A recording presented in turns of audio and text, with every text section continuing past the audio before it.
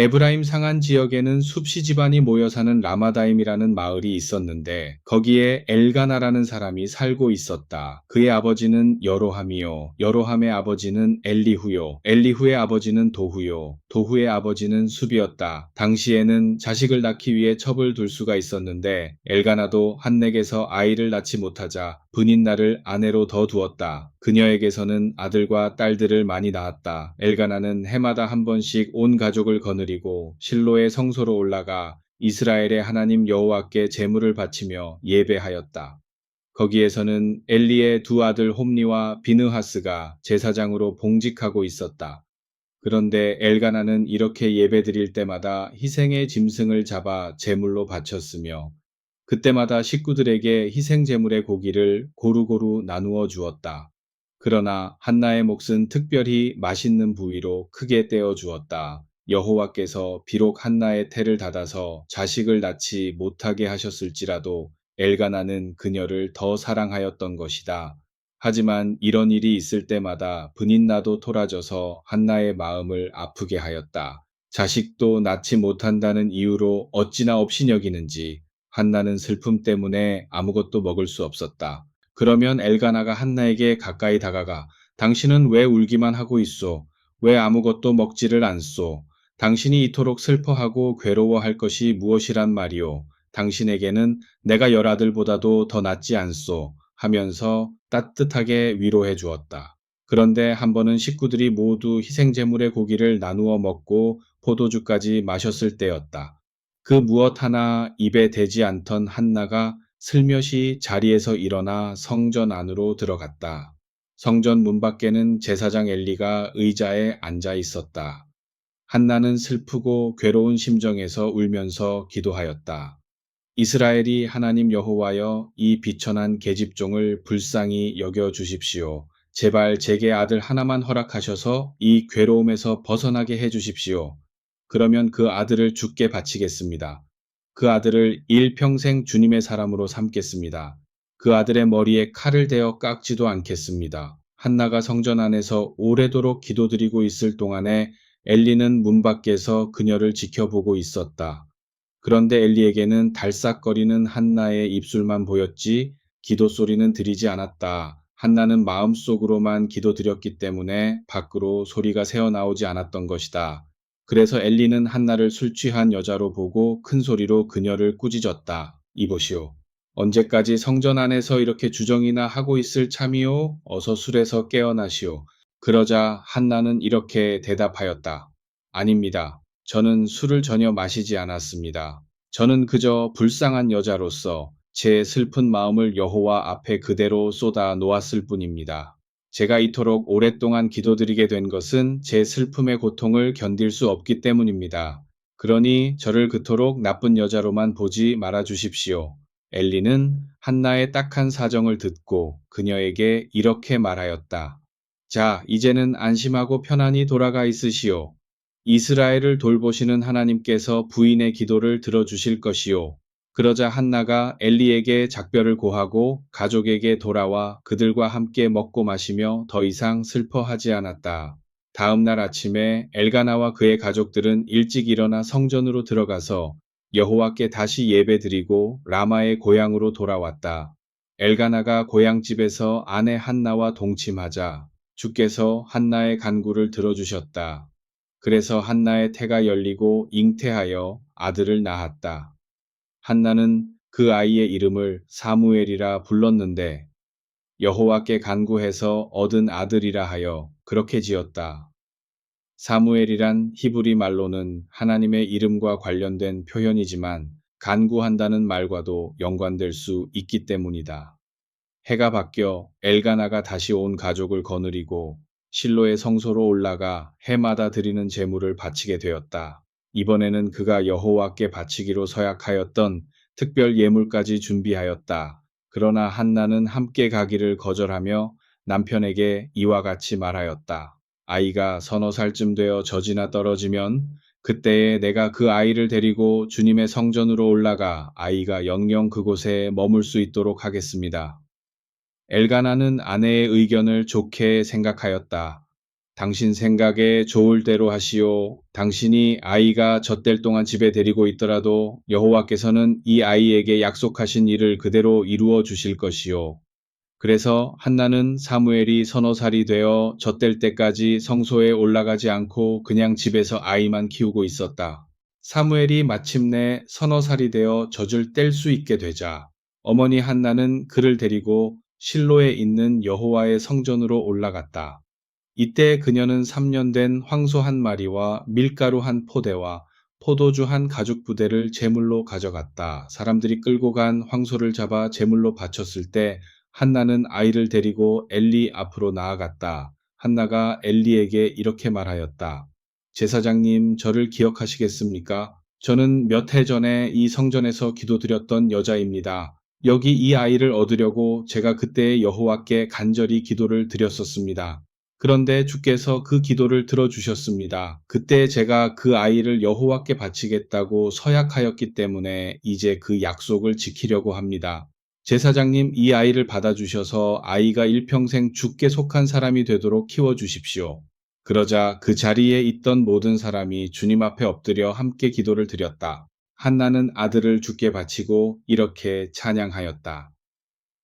여호와여, 주께서 제 마음을 기뻐 뛰게 하시고 주께서 제 몸을 다시 일으켜 세우셨으며 주께서 제게 힘을 주셨습니다. 주여, 이제야말로 저도 원수들 앞에서 활짝 웃을 수 있게 되었습니다. 주께서 도와주셨으므로 이제는 제 마음도 기쁨으로 가득 차 있습니다. 거룩하신 분은 주님밖에 없습니다. 주님밖에는 어디에도 거룩하신 이가 없습니다. 약한 자를 반석처럼 보호해 주시는 분은 주님밖에 없습니다. 원수들아, 너희는 그토록 떠들며 자랑하지 말아라. 너희들 생각대로 뻐기며 건방지게 굴지 말아라. 너희가 무슨 짓을 하든지 주께서는 이미 다 알고 계신다. 주께서는 사람의 모든 행동을 달아보고 더러운 것마다 심판하신다. 강한 사람들에게서는 진인 무기도 빼앗아 부러뜨리지만 약하고 기죽은 사람들에게는 새 힘을 주신다. 부자들은 밥 먹기 위하여 품을 팔아야 하고 가난한 사람들은 이제 더 이상 울며 탄식하지 않아도 영영 굶주림을 잊고 잔치하게 되었다. 자식이 없던 여인은 7 아들을 낳지만 자식이 많던 여인은 한 자식도 남기지 못하고 신음하다가 죽는다. 주께서는 사람을 죽이기도 하고 살리기도 하시어 사람을 지하로 내쫓기도 하고 다시 끌어올리기도 하신다. 주께서는 가난하게도 하고 부유하게도 하시며 사람을 높이기도 하고 낮추기도 하신다. 주께서는 억울한 사람을 불쌍한 처지에서 건져내어 영광스러운 자리에 앉게도 하신다. 주께서는 천대받는 자들을 일으켜 존귀한 무리가 되게 하시고 멸시받던 자들에게 영예로운 자리를 마련해 주기도 하신다. 온 세상이 주님의 것이기 때문이다. 이 세상을 지어 흔들리지 않는 터전 위에 올려놓으신 분도 여호와이시기 때문이다. 주께서는 자기를 믿고 의지하는 사람은 보호하고 인도해 주신다. 그러나 주께 대항하는 자들은 캄캄한 인생에서 헤매다가 죽게 하신다. 자기 자신의 힘만을 의지하는 사람은 어느 누구도 승리할 수 없으며 여호와께 맞서는 사람은 누구든지 깨어지고 만다. 그런 원수에게는 지극히 높으신 주께서 하늘 우레로 벼락을 치실 것이다. 주께서는 땅끝까지 심판하시고 당신의 마음에 드는 왕을 뽑아 앉혀 그에게만 큰 권세와 승리의 영광을 안겨주신다. 한나의 찬양이 끝나자 엘가나는 가족들과 함께 고향 라마로 돌아갔고 어린 사무엘은 실로의 성소에 남아 엘리 밑에서 제사장의 일을 배우기 시작하였다. 그런데 이러한 사무엘과는 달리 엘리 제사장의 아들들은 점점 쓸모없는 자식들이 되어가고 있었다. 그들은 제사장이면서도 주님의 일을 위해서는 전혀 힘을 쓰지 않았다. 오히려 그들은 성전을 찾아와 제물 바치는 백성들을 괴롭혔는데 제사장의 몫으로 돌아오는 고기만을 받지 않고 여러 가지 행패를 부렸다. 어떤 사람이 희생 제물을 바치기 위하여 양이나 소를 끌고 오면 그 고기를 삶아 예물로 바치기도 전에 시종들을 내보냈다. 그러면 시종들은 커다란 갈고리를 들고 다니며 아직도 냄비나 노구소티나 옹소티나 가마솥에서 펄펄 끓고 있는 국물 속으로 갈고리를 찔러 넣어 거기에 찍혀 나오는 고기를 그대로 제사장 몫이라고 우기면서 그들의 상전에게 갖다 바쳤다. 이런 식으로 엘리 제사장의 자식들은 실로에 와서 제물 바치는 이스라엘 백성들을 괴롭혔다. 심한 경우에는 제물의 기름을 떼어 주님의 제단에 태워 바치기도 전에 제사장의 시종이 다가와 제물 바치는 사람들에게 위협적인 말투로 우리 제사장님께 구워 드릴 고기를 내놓아라. 제사장님은 삶은 고기를 좋아하시지 않으니 날고기로 그냥 달랐고 강요하기도 하였다. 제물을 준비하던 사람이 안 되어 제물이란 먼저 주님 앞에 기름부터 태워 바치는 법이니 기다렸다가 그 다음에나 살코기를 떼어 가든지 하시오. 하고 대답하면 시종은 지금 당장 시키는 대로 내놓지 않으면 내가 강제로라도 고기를 떼어 가겠다 하고 노골적인 폭언까지도 서슴지 않았다. 엘리의 자식들은 이런 식으로 점점 더 무거운 죄를 짓고 있었다. 그들은 주께 바칠 제물을 하찮게 여김으로써 주님을 무시하고 모독하였던 것이다.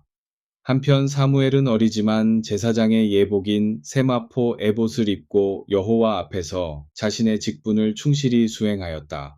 또한 사무엘은 이따금 작은 겉옷을 입고 있었는데 그것은 그의 어머니 한나가 손수실을 잡고 천을 짜서 지은 옷이었다. 한나는 해마다 이와 같이 새 겉옷을 사무엘의 몸에 잘 맞도록 만들어 놓았다가 남편 엘가나와 함께 1년에 한 번씩 드리는 제물을 바치기 위하여 성소로 올라올 때에 가져다 주었다. 그럴 때마다 엘리 제사장은 사무엘의 부모에게 여호와께서 그대들 가정에 더 많은 자녀를 허락하셔서 여기 주께 바친 아이를 대신할 수 있도록 축복해 주시기를 빕니다. 하고 기도해 주었다. 그러면 엘가나와 한나는 기쁜 마음이 되어 고향집으로 돌아가곤 하였다. 과연 여호와께서 한나를 돌보아 주셔서 그녀는 아들 셋과 딸 둘을 더 낳게 되었다. 그리고 실로의 성소에 사는 사무엘도 잘 자라났다.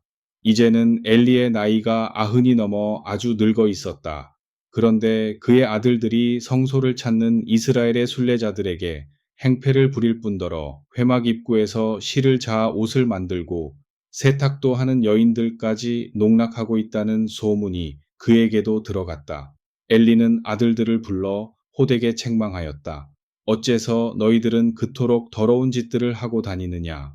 이 나라의 모든 백성이 지금 너희들의 악행에 대하여 수군대고 있는 사실을 아느냐 모르느냐? 이 어리석은 놈들아, 얼마나 못된 짓들을 하고 다녔으면 그 흉측한 소문이 내 귀에까지 들어오겠느냐? 너희들의 부끄러운 행실들을 당장 고치도록 하여라. 사람이 실수해서 다른 사람에게 죄를 짓는다면 혹시 하나님께서 불쌍히 보시고 그 사람의 죄를 덮어주고 용서해 주실지 모른다. 그러나 사람이 하나님께 바칠 제물을 더럽히고 더군다나 하나님께 바쳐진 몸으로 회막에서 일하는 여자들까지 더럽혀서 여호와께 죄를 짓는다면 그런 사람을 누가 구해주려 하겠느냐. 그런데도 엘리의 자식들은 그 아버지의 말을 새겨 듣지 않고 여전히 탐욕과 음욕에 빠져 지냈다. 경고나 책망을 들어도 귀머거리가 되도록 주께서 그들을 버려 두셨기 때문이다. 그러나 나이 어린 사무엘은 몸이 점점 자라감에 따라 여호와와 뭇사람들에게 더 많은 사랑을 받게 되었다. 어느 날 하나님의 사람인 예언자 한 사람이 엘리를 찾아와서 여호와의 말씀을 전하였다. 여호와께서 그대에게 이렇게 말씀하셨습니다. 내 조상 아론이 온 가족을 거느리고 애굽에서 바로의 권세에 붙잡혀 종노릇하고 있을 때에 내가 그의 앞에 나타나 자신을 똑똑하게 보여주었는데 너는 그것을 벌써 있었느냐? 나는 이스라엘의 모든 지파 가운데서 레위 지파만을 선택하여 나의 제사장으로 삼고 그의 후손인 아론의 자손들이 에봇을 제사장의 옷으로 입고 내 앞으로 나아와 제단의 제물을 불살라 분향하게 하였다. 또 나는 이스라엘 백성이 내게 불살라 바치는 모든 번제물 가운데에서 일정한 몫은 그들이 차지하도록 특별히 생각해 주었다. 3.1 사무엘을 3번 부르심. 어린 그런데 너희는 어찌하여 내 백성이 나의 명령에 따라 내게 바치는 제물과 예물들을 탐내며 더럽혀 놓느냐. 너 엘리야, 너는 왜 네 자식들을 나보다 더 소중하게 여기며 이스라엘 백성이 내게 바치는 제물 가운데서 가장 좋은 것들만 골라다 먹고 너희들만 살찌느냐? 비록 내가 예전에는 너와 네 집안이 언제까지나 나를 섬기는 제사장 집안이 될 것이라고 약속한 적이 있었으나 이제는 내가 그 약속을 깨버리고 새로운 선포를 하겠다. 누구든지 나를 귀하게 여기는 사람들은 나도 귀하게 여기겠다. 그러나 나를 멸시하고 업신여기는 자들은 나도 그들을 깔보아 수치를 당하도록 내버려 두겠다. 이는 내가 온 세계의 주인이며 이스라엘의 하나님으로서 하는 말이니 그대로 될 것이다. 잘 들어라. 이제 세월이 얼마 남지 않았다. 그때가 오면 내가 너희 집안의 사내들은 물론 이요 너희 지파에 속한 사내들까지 모조리 요절시켜 어느 한 사람도 노령에 이르지 못하게 할 것이다. 그때에는 내가 모든 이스라엘 사람들에게 온갖 좋은 것들을 선물로 주어서 그들 모두가 번영과 장수를 누리게 할 것이다. 그러면 너희 집안 사람들은 그것을 보고 부러운 나머지 괴로워할 것이다. 그렇더라도 너희 집안에서 장수를 누리고 존경받는 사람은 하나도 없게 할 것이다. 너희 집안의 모든 자손이 한창 피어날 나이에 죽을 것이며 혹시 내가 한 사람을 남겨놓는다 할지라도 그는 내게 고통과 슬픔만을 안겨줄 것이다. 이제 내 두 아들 홈리와 비느하스가 한날에 죽게 되리니 그것이 이러한 일이 일어나게 될 표징인 줄 알아라. 그날에는 내 마음에 드는 일만을 하며 내게 충성을 다하는 사람만을 제사장으로 세울 것이다. 그리고 그에게 훌륭한 후손들을 주어 그가 집안을 튼튼하게 세워 놓으면 그의 후손들이 제사장이 되어 내가 기름 부어 왕으로 세울 메시아까지 섬기게 될 것이다. 이렇게 그의 후손들이 언제까지나 나의 제사장이 될 것이다. 그때에 혹시 내 집안에서 살아남는 사람이 있다면 그는 단지 몇 푼의 은전과 한 덩이의 떡을 얻기 위하여 왕을 찾아가 엎드려 이렇게 애걸할 것이다. 제발 제사장 일이라도 맡겨주어 밥술. 사무엘은 엘리를 도와가며 제사장의 일을 정성껏 수행하였는데 그 당시에는 여호와께서 어떤 사람에게 직접 말씀을 하시거나 꿈에 나타나시는 일이 거의 없었다. 더구나 엘리는 늙은 데다가 눈까지 어두워져서 거의 앞을 보지 못하고 지냈다. 어느 날 밤에도 엘리는 늘 하던 대로 자기의 침실에서 자고 있었고 사무엘은 성소에 있는 법궤 옆에다 자리를 정하고 누워 잤다. 그런데 성소의 등불이 아직 꺼지지 않은 새벽녘이었다. 이때에 여호와께서 사무엘아 하고 부르셨다. 어린 사무엘은 예 하고 대답하면서 즉시 일어나 빠른 걸음으로 엘리에게 가서 저를 부르셨습니까? 제가 여기 왔습니다. 하고 대답하였다. 그러자 엘리는 아니다. 나는 너를 부른 적이 없다. 다시 돌아가서 자거라 하고 말하였다. 그래서 사무엘은 다시 제자리로 돌아와 자리에 누웠다. 그때에 여호와께서 사무엘아 하고 다시 부르셨다. 사무엘이 또 일어나 엘리에게로 가서 저를 부르셨습니까? 제가 여기 왔습니다. 하고 대답하자 엘리는 이번에도 아니다. 나는 너를 부른 적이 없다. 가서 자거라. 하고 말하는 것이었다. 사무엘은 그것이 주님의 음성인 줄을 미처 몰랐다. 그는 주님의 음성을 이제까지 한 번도 들어보지 못하였기 때문이다. 여호와께서 세 번째로 사무엘을 부르셨다. 사무엘은 이번에도 일어나 엘리에게로 가서 저를 부르셨습니까? 하고 물었다. 그러자 엘리는 그제야 사무엘을 부르는 분이 여호와이신 줄을 깨닫고 사무엘에게 이와 같이 일러주었다. 너는 다시 가서 누워 있거라. 그러다가 또 너를 부르는 소리가 들리거든 여호와여 말씀하소서 주님의 종이 듣고 있습니다. 라고 대답하여라. 그래서 사무엘은 자리로 돌아가 다시 누웠다. 사무엘이 다시 누워 자는데 여호와께서 환상 중에 그에게 오셔서 전과 같이 사무엘아 사무엘아 하고 부르셨다. 사무엘이 주님 말씀하소서 제가 듣고 있습니다 하고 대답하자 여호와께서 말씀하셨다. 내가 이제 이스라엘 백성이 깜짝 놀랄 일을 할 작정이다. 그 일이 얼마나 무서운 일인지 너희는 그 소식을 듣기만 해도 두 귀가 먹먹해질 것이다. 그때가 되면 내가 엘리의 집안에 대하여 이제까지 말하였던 모든 형벌을 그대로 내리겠다. 엘리는 자기의 자식들이 내게 범죄하는 줄을 잘 알면서도 그들의 악행을 막지 않았다. 그러므로 나는 이제 그의 집안을 싹 쓸어 버리겠다. 이것은 아무도 말릴 수 없으며 나는 이 같은 사실을 이미 엘리에게 알려주었다. 내가 이미 엘리의 집을 향하여 말하기를 나는 이제 내 집안을 완전히 쓸어버리겠다. 이제는 너희가 어떠한 짐승을 제물로 바쳐도 너희의 죄악을 씻을 수 없고 어떠한 곡식을 예물로 드려도 죽게 된 너희의 허물을 용서받을 수 없을 것이다. 라고 맹세하였기 때문이다. 이런 환상을 본 다음에도 사무엘은 계속 더 잠을 잤다. 그리고 아침이 되자 일어나 성전의 모든 문을 열어 놓았다. 그러나 그는 그가 환상에서 보고 들은 것들이 두려웠기 때문에 엘리에게 아무 말도 하지 않았다. 그때 엘리가 사무엘을 불렀다. 내 아들 사무엘아, 이리 오너라. 사무엘이 예, 제가 여기 왔습니다. 하고 대답하자 엘리가 물었다. 주께서 내게 무슨 말씀을 하셨는지 내게 아무것도 숨기지 말고 말하거라. 만일 주께서 내게 하신 말씀 가운데서 어느 것 하나라도 숨기고 내게 말하지 않는다면 주께서 내게 벌을 내리실 것이다. 사무엘은 간밤에 있었던 일을 하나도 숨김없이 그에게 모두 말하였다. 그러자 엘리는 그분은 여호와이시니 그분께서 선하게 보시는 대로 행하실 것이다. 나는 무조건 순종할 따름이다. 라고 말할 뿐이었다. 사무엘이 장성하였다. 여호와께서 항상 그와 함께 계셔서 사무엘이 말한 것은 그대로 이루어지게 하셨다. 이렇게 그의 말 가운데서 어느 것 하나 이루어지지 않는 것이 없게 되자 여호와께서 그를 예언자로 세우신 줄을 온 이스라엘 사람들이 알게 되었다.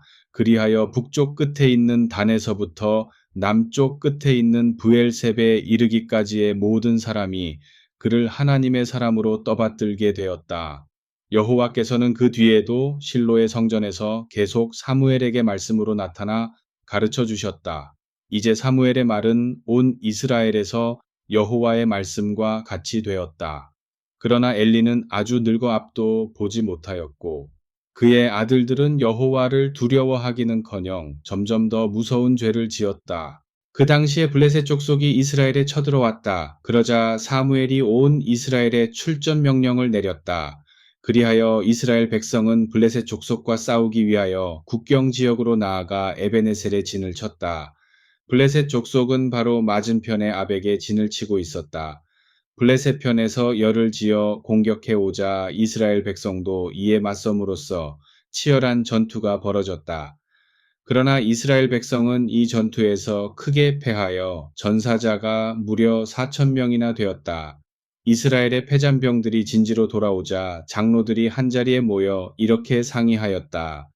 여호와께서 왜 우리 편이 이토록 크게 패하도록 내버려 두셨습니까? 블레셋 족속이 어떻게 우리를 이길 수 있었습니까? 이는 여호와 하나님께서 우리를 떠나셨기 때문입니다.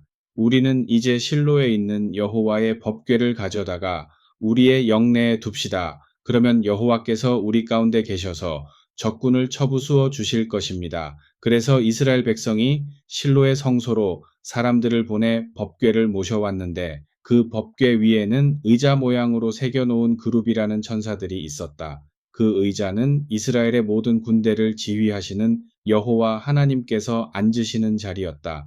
엘리의 두 아들 홈니와 비느하스는 항상 법궤를 모시는 제사장으로 그 곁에 함께하고 있었다. 여호와의 법궤가 진지에 도착하자 이스라엘 군인들은 땅이 울릴 정도로 환호성을 질렀다. 그 엄청난 함성은 블레셋 족속의 진지에까지 울려 퍼졌다. 놀란 그들은 서로 의아해서 물어보았다. 히브리 족속의 진지에서 저런 함성이 들리다니 웬일일까? 그러다가 여호와의 법궤가 이스라엘의 진지에 들어왔다는 소문이 퍼지자 그들은 모두 두려움에 떨었다. 이스라엘의 진지에 하나님이 들어오신 줄 알았기 때문이다. 그래서 그들은 이렇게 말하였다. 이제 우리는 망하였다. 우리는 일찍이 신과 싸워 본 적이 없었다. 이제 우리는 꼼짝없이 죽게 되었다. 도대체 누가 우리를 저 무서운 신의 권세에서 건져내 줄 수 있겠는가? 그 신은 바로 애굽 사람들에게 온갖 재앙과 전염병을 퍼부었던 이스라엘의 여호와 하나님이다. 블레셋 군인들이 이렇게 수군대며 떨고 있자 그들의 사령관이 이렇게 군인들을 독려하였다. 너희 블레셋 용사들아, 이제는 사정이 다르다. 너희는 용맹을 떨쳐 사나이답게 싸우기만 하여라. 그렇지 않으면 히브리 족속이 지금까지 너희의 노예가 되어 강제 노동에 시달렸던 것처럼 이제는 너희가 그들의 노예가 되어 강제 노동에 시달리게 될 것이다. 그러므로 최후의 결전을 다짐하며 용맹스럽게 싸워 너희가 누군가를 보여주어라. 과연 블레셋 군인들이 죽음을 각오하고 공격하자 이스라엘이 크게 패하여 군인들은 뿔뿔이 흩어져서 저마다 집으로 도주하였다. 싸움이 끝난 벌판에는 이스라엘 군인들의 시체가 3만이나 뒹굴고 있었다. 이스라엘은 이 싸움에서 블레셋 족속에게 법궤를 빼앗겼다. 제사장으로 법궤를 모시고 참전하였던 엘리의 두 아들 홈니와 비느하스도 그날 전사하였다. 베냐민 지파에서 출전하였던 군인 한 사람이 그날 싸움터에서 빠져나와 이스라엘의 패전 소식을 실로의 성소에까지 전하였다. 30km 이상을 달려온 그는 전사한 사람들을 슬퍼하는 표시로 자기 옷을 찢고 머리에다 흙을 끼얹으면서 실로로 들어갔다. 이때에 엘리는 98세 된 노인으로 눈이 흐려져 소경과 다를 바 없었으나 성전의 문 밖에 의자를 내놓고 앉아 멀리 성급을 가로질러 성 밖으로 통하는 길목을 지키고 있었다. 그는 하나님의 법궤가 걱정이 되어서 마음을 놓을 수 없었기 때문이다. 싸움터에서 달려온 군인이 성 안으로 들어와 패전 소식을 전하자 온 성읍 사람들이 놀라서 큰 소리로 울부짖었다. 엘리가 그 소리를 듣고 물었다. 저게 웬 아우성이냐? 그 사람이 급히 엘리에게로 뛰어가서 소식을 전하였다. 저는 지금 싸움터에서 달려오는 길입니다. 적진의 포위망을 뚫고 가까스로 탈출에 성공하였습니다. 이때에 엘리가 말을 막으며 조급하게 물었다. 어서 사태가 어찌 되었는지부터 말하여라. 그 군인이 이렇게 보고하였다. 우리 편이 패하여 많은 군인들이 전사하였고 살아남은 이들은 모조리 도주하였습니다. 제사장님의 두 아들 홈니와 비느하스도 전사하였고 하나님의 법궤도 블레셋 군인들에게 빼앗겼습니다. 엘리는 하나님의 법궤를 빼앗겼다는 소리를 듣고 앉았던 의자에서 뒤로 넘어져 목뼈가 부러져 죽었다. 그는 너무 늙은 데다가 살이 쪄서 몸이 무거웠던 것이다. 그는 40년 동안을 이스라엘의 사사로서 민족을 이끌어 오다가 이렇게 끝을 맺었다. 엘리의 며느리 가운데 비느하스의 아내는 해산이 가까운 만삭된 몸이었다. 그런데 그녀는 하나님의 법궤가 블레셋 족속의 손에 들어갔을 뿐만 아니라 시아버지와 남편이 모두 죽었다는 소식을 듣자 갑자기 진통을 일으키며 쓰러져 아이를 낳았다. 갑작스런 진통 끝에 아이를 낳은 비느하스의 아내는 사경을 헤맸다. 그녀의 곁에서 시중 들던 여인들이 아들을 낳았으니 이제 걱정하지 말아요 하고 위로해 주었으나 비느하스의 아내는 아무런 대꾸도 하지 않았다. 그녀는 죽어가면서도 빼앗긴 법궤와 죽은 시아버지와 남편을 생각하면서 이제는 이스라엘에서 하나님의 영광이 떠났다. 하나님의 법궤를 빼앗겼으니 남을 것이 무엇이냐 하고 중얼거렸다. 그러므로 사람들은 그 갓난아기의 이름을 이가봇이라고 지었는데 이는 영광이 이스라엘에서 떠났다는 뜻이다. 블레셋 족속은 법궤를 전리품으로 처리하여 에베네셀에서 자기 나라의 중심지에 있는 도성 아스돗으로 가져갔다. 그곳에는 그들이 섬기는 신 다곤의 신전이 있기 때문이다. 그들은 이스라엘 백성만을 이긴 것이 아니라 이스라엘의 신까지도 자기들의 신에게 굴복시키기 위하여 여호와의 법궤를 다곤의 신전으로 메어다가 신상 곁에 갖다 놓았다. 아스돗 사람들이 그 다음날 아침에 신전으로 들어가 보니 다곤의 신상이 거꾸러져서 여호와의 법궤 앞에 엎어져 있었는데 그 얼굴이 땅바닥에 닿아 있었다.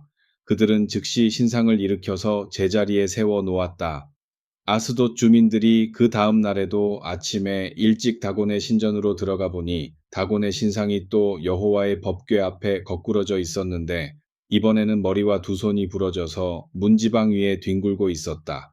그래서 다곤을 섬기는 제사장들이나 그 신전에 드나드는 모든 사람들은 누구를 막론하고 오늘날까지 다곤 신전의 문지방을 밟지 않고 다녔다. 법궤를 전리품으로 가져다 두었던 아스돗 주민과 그 주변 마을의 모든 주민들도 여호와께 무서운 재앙을 받게 되었다. 여호와께서 그들의 직장에 견디기 어려운 종양이 도단하게 하셨기 때문이다. 또 이때에 그 일대에는 갑자기 쥐가 들끓어 많은 사람이 무서운 공포에 사로잡혀 정신을 잃고 죽어갔다. 사태가 이렇게 험악해지자 아스돗 주민들이 아우성을 쳤다. 이스라엘 신의 법궤를 당장 치워라. 그 신은 우리 인간들만을 죽이는 것이 아니라 우리의 신 다곤까지도 죽이려 한다.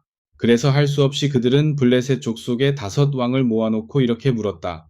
우리가 이스라엘 신의 법궤를 어떻게 처리하면 좋겠습니까? 그러자 가드에서 온 왕과 지도자들이 법궤를 가져가겠다고 자청하였다. 그러면 이스라엘 신의 법궤는 가드에 가져다 놓도록 하시오. 이렇게 해서 법궤가 가드로 옮겨졌다. 그러나 여호와께서는 가드의 주민들에게도 무서운 재앙을 내리셨다. 지위가 높거나 낮거나 간에 모든 사람의 직장에 악성 종양이 도단하게 하셨다.